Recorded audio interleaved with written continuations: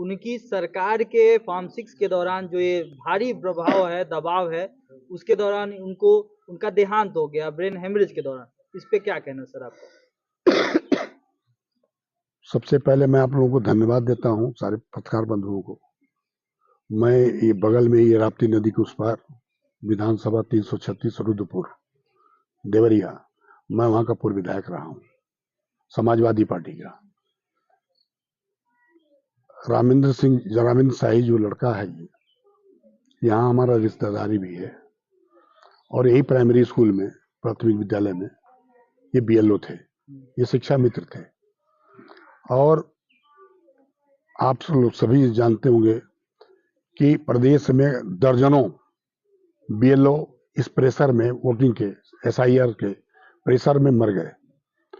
सरकार की तरफ से कोई सुविधा नहीं मिली, और हमारे राष्ट्रीय अध्यक्ष माननीय अखिलेश यादव जी ने मानवता के नाम पर अपने पार्टी फंड से हर बीएलओ को 2-2 लाख रुपया देने का काम किया। अभी बगल में मैं आपसे कहना चाहता हूं कि हमारे क्षेत्र में एक रंजू देवी थी, माजा नारायण में, ब्राह्मण परिवार की थी। हम लोग भी उसमें जाकर उनकी बातों को सुना और अपने नेता को बताया भी, तो हमारे नेता ने उनको भी 2 लाख रुपया देने का काम किया। देवरिया में 2 लोगों को मिला। हम ये कहना चाहते हैं कि जब से एसआईआर चल रही है, टीचर जो हों, सरकारी मास्टर जो हों, ये सारे, या शिक्षा मित्र हों, ये सारे दबाव में हैं, और इसी दबाव के नाते फॉर्म 6 में भी इतनी मौतें हुई। अब फॉर्म 7 आया है। अभी हमने प्रेस किया था अपने रुद्रपुर में भी, हमारे राष्ट्रीय अध्यक्ष ने भी लखनऊ में किया, कि इस समय स्थिति ये है कि जो भारतीय जनता पार्टी के जनप्रतिनिधि हैं, वो अलग से प्राइवेट फॉर्म 7 छपवाए हुए हैं, जिस पर कोई निर्वाचन का, चाहे वो सेंट्रल निर्वाचन हो या चाहे प्रोविंशियल निर्वाचन, उनका कोई होमोग्राम नहीं लगा, उस पर मुहर कोई नहीं है। ये प्राइवेट लेके और सब एसडीएमओ को, जिलाधिकारी को, कमिश्नर को, इनके माध्यम से ये प्रेशर बना रहे हैं कि यदि कोई, चाहे वो माइनॉरिटी का हो, चाहे एक तरह समझिए पिछड़ी जात का हो, या पीडीए के जो भी लोग हैं, सबके नाम वो नामित करके कि इनका नाम तुम्हें काटना है। अब ऐसी स्थिति में शिक्षक बहुत परेशान है, उनका नुकसान भी हो रहा है। भाई नुकसान तो, जैसे आपने कहा कि इस पीडीए के हिसाब से लोगों का नाम काटा जाए जी, तो इसमें फॉर्म 6 और फॉर्म 7 में क्या अंतर है? फॉर्म 6 को पहले जो हमारे लोग हैं, हमारे लोग कह रहे हैं, जो मतदाता हैं, उनको क्या पता है फॉर्म 6 क्या होता है, फॉर्म 7 क्या है। आपको सुनने में आश्चर्य होगा कि फॉर्म 7 में आदमी घर में बैठा हुआ है, उसका कोई दस्तखत नहीं है, कोई भी दस्तखत नहीं उसके ऊपर, और फर्जी दस्तखत करके उसका नाम काट दिया गया।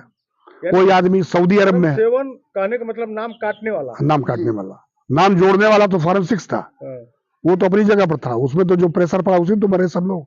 अब फॉर्म 7 में भी यही हो रहा है, और उसी प्रेशर में ये रामेंद्र शाही का जान गया है। जहाँ पे आप आए हैं जी, उनके मौत की जिम्मेदार निर्वाचन विभाग है या वर्तमान सरकार है? वर्तमान सरकार भी है, निर्वाचन आयोग भी है। क्या लगता है मुआवजा मिलना चाहिए? मुआवजा नहीं मिलना चाहिए, मुआवजा से तो उनका परिवार चलेगा नहीं। अब तो उसकी विधवा औरत है, उसको तुरंत ये 10 लाख रुपया दें तुरंत, और उसको आश्रित नहीं, मृतक आश्रित के नाम पर उसको नौकरी दें। सरकार 56 इंच की सीने वाली है, कहाँ गया 56 इंच का सीना? हमारे नेता माननीय अखिलेश यादव जी ने तो बैग संवेदना में दिया ना, उन्होंने तो कोई जात नहीं देखा, चाहे अगड़ा हो, चाहे पिछड़ा हो, चाहे शेड्यूल हो, चाहे माइनॉरिटी का हो, मैंने तो पैसा दिया सबको। आप तो सरकार में हो, आपका कोई हम डर नहीं बनता शिक्षकों के प्रति। ये शिक्षकों को आपने हर जगह लगा रखा है, पढ़ाई लिखाई तो करा नहीं पा रहे हैं। जहां भी होगा, निर्वाचन का हो, जिस काम में सरकारी, कोई भर्ती तो आप करने वाले हैं नहीं।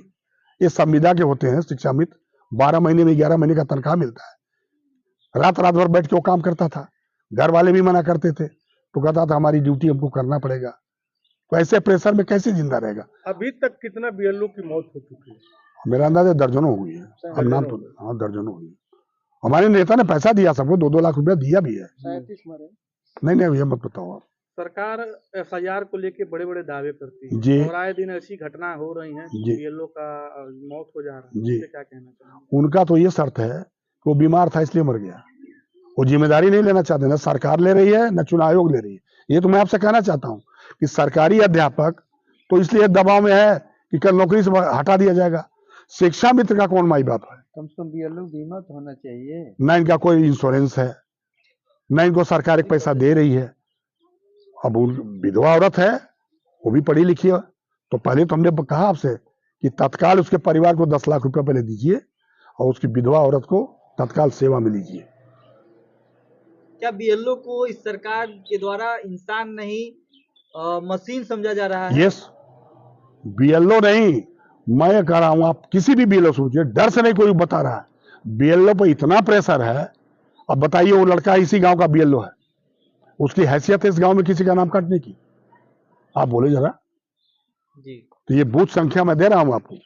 पहले तो मान लीजिए इसका बूथ संख्या था 379 और वर्तमान में इसका कर दिया गया 414 पे। नाम काटने के लिए 414 और एसआईआरएस जब फॉर्म 6 की बात थी तो उसमें ये काम कर रहा था 379 में। तो जहां सरकार ड्यूटी लगा रही वहां तुमको जाना है, नहीं सैलरी भी नहीं मिलेगी। वैसे ही 6-6 महीने 3-3 महीने पर सैलरी मिलती है शिक्षा मित्रों को। आप समझ लें कि परिवार उसका कैसे चलता होगा। पढ़े लिखे लड़के हैं, हमने तो शिक्षा मित्रों को दिया था पैसा। हम लोगों ने, हमारी सरकार में शिक्षा मित्रों को मैंने 40,000 रुपया महीने पर रखा था। आज वही शिक्षा मित्र 10,000 पर काम कर रहे हैं। सरकार में भी बात उठ रही है। तो ऐसी परिस्थिति में बीएलओ, आज बीएलओ है तो मरना ही है, इनको कौन जिम्मेदार होगा? वर्तमान सरकार मनरेगा के नाम को बदल के जी राम जी का नाम दे रही है। क्या लगता है कि जिस प्रकार से वर्तमान सरकार नामों को बदल रही है, पहले के नाम के अनुसार, जैसे फला के घर से फला के घर तक मनरेगा योजना के अंतर्गत फला इंसान के घर से फला इंसान के घर तक नाली निर्माण कार्य प्रारंभ है। अब जब नाम बदल गया इसका, जी राम जी के अंतर्गत फला के घर से फला के घर तक नाली निर्माण कार्य, तो क्या ये जी जो राम जी का नाम है, ये नाली निर्माण कार्य, पड़ोहा निर्माण कार्य में उचित लगता है क्या? नहीं, मैं आपसे पूछ रहा हूं, हमारी सरकार थी, मैं अभी आपसे कहना नहीं चाहता, मैं पॉलिटिकल बात नहीं करना चाहता हूं, मैं दुख की घड़ी में आया हूं। आप सोच लो कि समाजवादी पार्टी की सरकार में ये सारे बंधे हमने बनवाए थे। गोरखपुर देवरिया का कोई कनेक्टिविटी नहीं थी। आप यहाँ का देख लें, मदनपुर का पुल, आप यहाँ जाएं, आपके बगल में एकौना है, इसके बगल में आप देख रहे हैं नगवा है, इसके बगल में चल जा कहरकोल घाट। देवरिया गोरखपुर को जोड़ने का कोई कनेक्टिविटी नहीं थी। इसके पहले हमको अगर आना होता था रिहाव या गगहा तो हमको कपरवार होकर आना पड़ता था, या तो गोरखपुर राजघाट होकर आना था। ये मुलायम सिंह की सरकार में ये चारों पुल जो सरकार है, उसके बाद आई भारतीय जनता पार्टी हो, बहुजन समाज पार्टी हो, ये सारे लोगों ने उस पुल को रोकने का भी काम किया। फिर जब अखिलेश जी मुख्यमंत्री बने तो ये पुल बने, आज सड़कें बनी। आप हमारे यहाँ चले जाओ, सड़क देख लें। जो सड़कें हमने बनाई थी कछार में 1998 2001 की बाढ़ जो आई थी, ये रियाव भी डूबा था, हमारा इलाका तो सब खत्म था। तो उस जमाने में ये सारी सड़कें हम लोगों ने बनवाई। आज उन सड़कों का जाके हाल देख लें आप। ये मुख्य मार्ग जो आप लोग चलते हैं देवरिया जाए की, वही एक सड़क बची है पुल के नाते। आज बड़े बड़े वाहन चल रहे हैं, पैसा लेके उनको पार कराया जा रहा है, सड़कें टूट रही हैं, रोज एक्सीडेंट हो रहा है। तो ये सरकार जो है, ये आटापोत भंडारी सरकार है, आटापोत भंडारी। हमने इकाना, हमारे मुख्यमंत्री जी ने, माननीय अखिलेश जी ने इकाना स्टेडियम बनवाया, वहां मूर्ति भारतीय जनता पार्टी का पत्थर पड़। हमने लोक भवन बनवाया, वहां बनवाया तो अखिलेश जी ने, वहां इनका पत्थर लगा हुआ। हमने मेट्रो चलाया, उस पर इनका पत्थर लगा। तो ये लोग आटापोत भंडारी हैं। और जो राम जी की बात कर रहे हैं, इनका बस चलेगा। गांधी जी को तो हटाया। गांधी जी जिसका इस्तेमाल घूस देने में भी पड़ता है, घूस लेने में भी पड़ता है, उनको पहले हटाना था। इनको एलर्जी है महात्मा गांधी से, अब उसके जगह भगवान राम जी का नाम रख दिया। तो शब्द गढ़ने में बहुत माहिर है इनका। मनसा कोई काम किस गांव में काम हो रहा है जरा बता दें। यहाँ प्रधान 5-5 साल रहे हैं, एक भी आवास नहीं मिला होगा, एक भी किसी भूमि का आवंटन नहीं होगा, किसी गरीब को कुछ नहीं मिला होगा। 5 किलो राशन, 2,000 रुपया अलग। बिहार का चुनाव हुआ, ये 10,000 अलग से ले लो, वोट दो। तो सरकारी घूस है ना, नहीं खुले हम देंगे हम सरकार के नाम। तो जब सरकार ही नहीं की है, हम जाएं तो जाएं कहाँ? हम एसडीएम से शिकायत करें, उन्हीं का है, डीएम से करें, कमिश्नर से करें, न्यायपालिका में जाएं या इनके चुनाव आयोग में जाएं। जिनके नाम कट जाएंगे उनका कौन फिर होता है? और इस पर SIR नहीं हो रहा है। ये लोग देखिएगा धीरे धीरे गरीबों का राशन भी काटेंगे। जब तेरा नाम ही नहीं तो राशन किस बात का? जो योजनाएं चला रहे हैं किसानों के फल पर, किसानों के राशन पे, उसी को तो बांट रहे हैं आप। और वो आने वाले समय में सुनिएगा कि इनका मकान नहीं मिलना है, इनको कोई गरीबों को सुविधा नहीं मिलनी है। वो बेचारे क्या जान रहे हैं? तो ये सरकार झूठों की सरकार है। ये खाली गढ़ गढ़ के शब्द, और दुनिया को ये बेवकूफ, हमारे पूरे हिंदुस्तान को सब बेवकूफ बना रहे हैं। मकसद इनका कोई विकास से नहीं है, बेरोजगारी से नहीं है। इन बातों को छिपाने के लिए जातिगत संघर्ष, वर्ग का संघर्ष यही करा रहे हैं घूम घूम। रोजगार तो मिल ही नहीं रहा है। कहाँ से मिलेगा रोजगार? मैं तो कह रहा हूँ, आज किसी अस्पताल, आप किसी स्कूल में चले जाइए, एक मास्टर है प्राइमरी पूरा पढ़ा रहा है, एक मास्टर है मिडिल स्कूल पढ़ा रहा है, एक मास्टर है वो शिक्षा मित्र भी, एक मास्टर है उसको आपने लगा रखा BLO बना के। पढ़ाई कहाँ हो रही है? अगर वो खाना ना खिलाया जाए गरीबों को, उस स्कूल में पढ़ने को कौन तैयार है? जबकि वो मास्टर अच्छे कंपटीटर हैं, सब PCS रैंक के शिक्षक हैं, वहाँ कोई बच्चा नहीं जाता। ये टाई सूट बांध के हम लोग बच्चों को भेज रहे हैं प्राइवेट। और जितने प्राइवेट स्कूल हैं उसमें बच्चे जा रहे हैं, बस आ रहा है, पैसा दे रहे हैं। तो बच्चों को आप पढ़ने देंगे नहीं, उनके लिए दवा की व्यवस्था कोई है नहीं, उनके लिए रोजगार की व्यवस्था है नहीं, उनके लिए नौकरी कहीं मिलना नहीं है, रोजगार में नाम पर कुछ होना ही नहीं, महंगाई इस कदर है, कैसे आदमी जिएगा? इस सरकार को वोट से मतलब है। हर प्रदेश में इनका मुख्यमंत्री बन जाए, जात से जात को लड़ाओ, हिंदू धर्म मुसलमान से लड़ाओ, ये हिंदू के ठेकेदार हैं हम लोग। लोग ये कह रहे हैं कि महंगाई है ये नहीं है, आप हिंदू बनो, महंगाई कहाँ है? तो हम भी तो कह रहे हैं आपसे कि महंगाई हमसे मत पूछिए ना, जो जाते हैं बाजार में उनसे पूछिए। महंगाई है, बिजली का हालत देख लें आप, किसी भी गरीब का ऐसा, इसी गांव में देखिएगा आप कि सारे लोगों के कनेक्शन काटे जाएंगे। जो मीटर लगा रखा है स्मार्ट मीटर, उसकी स्पीड देख लीजिए आप। हमारी सरकार में, मुलायम सिंह की सरकार में, हमने फिक्स कर दिया था रूरल एरिया में कि 200 रुपया से ज्यादा कोई नहीं देगा, चाहे वो पंप चलाए, चाहे जो चाहे चलाए। हमने अपने समय में, हम अपनी विधायक बता रहे हैं, हमने जो लड़कियां पढ़ ली हाई स्कूल, पहले BA तक हमने फीस माफ किया। जो लड़कियां हाई स्कूल पास हुई साइकिल दे दिया। बड़े बच्चे जो इंटर किए उनको, लड़कियां हो, उनको मैंने लैपटॉप दिया। कहाँ है कुछ? तो ये तो कहे है कि 12 पास करके जो इंटर में जाएगा उसको लैपटॉप देंगे। नहीं दिए। 12 पास करके पता तो लगाइए। अभी हाँ, वो तो कहेंगे 12 पास कर जाइए, 12 पास के इंटर में जाएगा तो उसको मिलेगा। लैपटॉप बिल्कुल देंगे। सही, बिल्कुल 12 पास करके इंटर में जाएगा नहीं तो लैपटॉप पाएगा नहीं। तो नहीं पाएगा। ये तो बहुत अच्छी बात आपने कहा। अमित शाह की स्टेटमेंट। ये अमित शाह है, भारत सरकार के गृह मंत्री है। ये स्थिति है इनकी।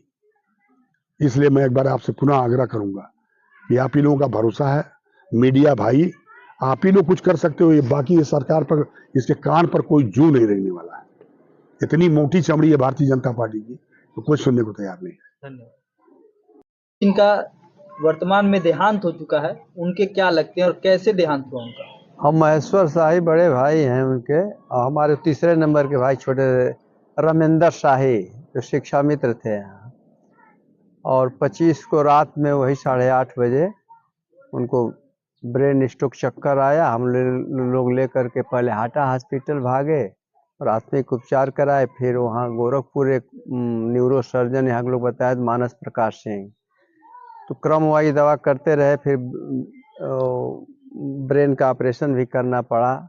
5 लाख रुपया करीब इलाज हम लोग खर्च भी किए। 10-12 दिन हम लोग अथक प्रयास किए, लेकिन नहीं बच पाए। क्या इस प्रकार की बीमारी पहले से थी या फिर नहीं नहीं कोई बीमारी नहीं थी, वही हाल है। हम कभी 2-2 बजे रात को पेशाब करने उठते थे तो देखते थे तो वहीं बैठे हुए हैं, यहाँ तक कि अपने लड़कियों को भी लेकर के। अच्छा, 2-2 बजे रात तक बैठे, मतलब क्या काम? हाँ, फार्म लेकर चलिए, अभी इसे पड़ा हुआ है, देखिए आप लोग सारा फार्म और दिखवा लीजिए। क्या लगता है सरकार का दबाव उनके ऊपर था क्या? अब सरकार का दबाव ही सर, हम तो कहे कि नौकरी आप छोड़ दीजिए, 10,000 रुपये महीने की नौकरी कोई बात नहीं है, लेकिन अब जीवन ही उनका चला गया। तो अब तो न BLO का कोई बीमा है सरकार के तरफ से, और न अभी प्रक्रिया नौकरी, देखिए उनके आश्रित के नाम पर नौकरी मिलता है, क्या होता है अब तो सरकार के ऊपर है। इसकी जिम्मेदारी निर्वाचन आयोग को देंगे या फिर वर्तमान सरकार को देंगे आप? नहीं, दोनों लोगों की जिम्मेदारी से तो दोनों लोग नहीं भाग पाएंगे, जिम्मेदारी दोनों लोग। क्या चाहते हैं सर आप? और उनको उचित सहयोग हो उनके आश्रितों को। अभी 2 लड़कियां हैं, BSc की छात्रा हैं, एक लड़का है 9th में है, 3 बच्चे हैं। तो सरकार कम से कम उनकी नौकरी और उनके मुआवजे की बारे में व्यवस्था करे। धन्यवाद। में आप संवेदनशीलता के लिए आए हैं, कृपया अपना परिचय दीजिए। और जो यहाँ पे घटना घटित हुई है, बताया जा रहा है कि सरकार के दबाव में इनको ब्रेन हेमरेज का शिकायत हो गया, इस पे क्या कहना है सर आपको? जी, पहले तो हमारा परिचय, मेरा नाम बालेंदु प्रसाद ओझा है। मैं एंटी करप्शन कोर का प्रदेश महासचिव हूँ और यहीं बगल में मेरा गांव है असवन पार। मैं 2 बार ग्राम प्रधान भी अपने गांव सभा कर रहा हूँ और हमारे परिवार से और शाही जी के परिवार से काफ़ी घनिष्ठ संबंध हैं पीढ़ियों से। और शाही जी का परिवार जो है इस समय शोक मग्न में है और उसी शोक मग्न में हम उनके प्रति संवेदना व्यक्त करें, उस परिवार के प्रति आए हैं। जहाँ तक मेरी जानकारी है कि इस परिवार के युवा करीब 48 से 50 साल उम्र रही होगी, इसी गांव रियाओं में शिक्षा मित्र के पद पर तैनात थे और इस गांव सभा में वो बीएलओ का कार्य कर रहे थे। और आप लोग जान रहे हैं कि इस समय बीएलओ का कार्य कितना दबाव में, शासन के दबाव में चल रहा है। बीएलओ काफ़ी परेशान है। इसके पूर्व तमाम बीएलओ काफ़ी मर चुके हैं और सरकार का उनके प्रति कोई संवेदना नहीं है। निर्वाचन आयोग और सरकार दोनों एक सिक्के के 2 पहलू हैं और दोनों का प्रेशर, कभी नाम काटने का, कभी नाम बढ़ाने का क्रम चल रहा है। अब इस समय सरकार जो है, उत्तर प्रदेश सरकार हर बूथ पर 100 से 200 वोट बढ़ाने का आदेश मौखिक रूप से दिया है। अब बताइए, बीएलओ जो है, जब नाम पहले क्लियर वोटर लिस्ट हुई, अब नाम फार्म 6 में बढ़ाने के लिए बात आ रही है। अब फार्म 6 से पता नहीं कहां से आ गया बीच से कि अब जो है मतदाता समझ ही नहीं पा रहा है और उसका नाम फार्म भर करके उसका नाम काटने का भी काम किया जा रहा है। तो इस सरकार का कुछ समझ में नहीं आ रहा है। और उसी प्रेशर में शिक्षा मित्र जो शाही जी थे वो काफ़ी दबाव में थे और उस दबाव के कारण उनका ब्रेन हेमरेज हुआ, ब्लड प्रेशर बढ़ा और ब्रेन हेमरेज हुआ। वो परिवार से इस समय बहुत दुखद बड़ा दुखद सवाल घटना है कि शिक्षा मित्र होते हैं कि बच्चों को शिक्षा देने के लिए। जी। वर्तमान समय में जब चुनाव आता है तो उनको दोहरी जिम्मेदारियां दे दी जाती जी।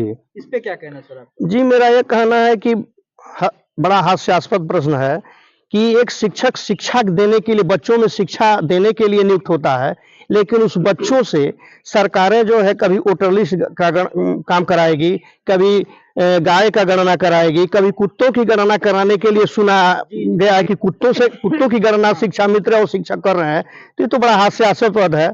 तो शिक्षा प्रभावित हो रही है और वह शिक्षा जो है सरकार चाह रही है कि जो गरीब है, जो मजलूम है, जो दबे हुए, उनके बच्चे ही उस प्राइमरी स्कूल में पढ़ते हैं, वो अशिक्षित ही अशिक्षित रहे, जो भी हो उनका नीति जो हो, लेकिन वो शिक्षा पूर्ण रूप से प्रभावित है। अब आने वाले समय में जनगणना शुरू हो जाएगी।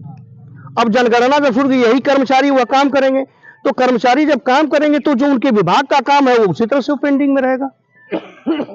तो मेरी सरकार से यह मांग है कि जो शाही जी शिक्षा मित्र का देहांत हुआ है, उनके परिवार के, उनके पत्नी को शिक्षा मित्र की जगह पर उनकी नियुक्ति हो और उनको जो है सरकार एक उचित मुआवजा जो है उनके परिवार को दो, क्योंकि उनके पास 3 बच्चे हैं, 2 बच्चियां पढ़ रही हैं और एक छोटा बच्चा है।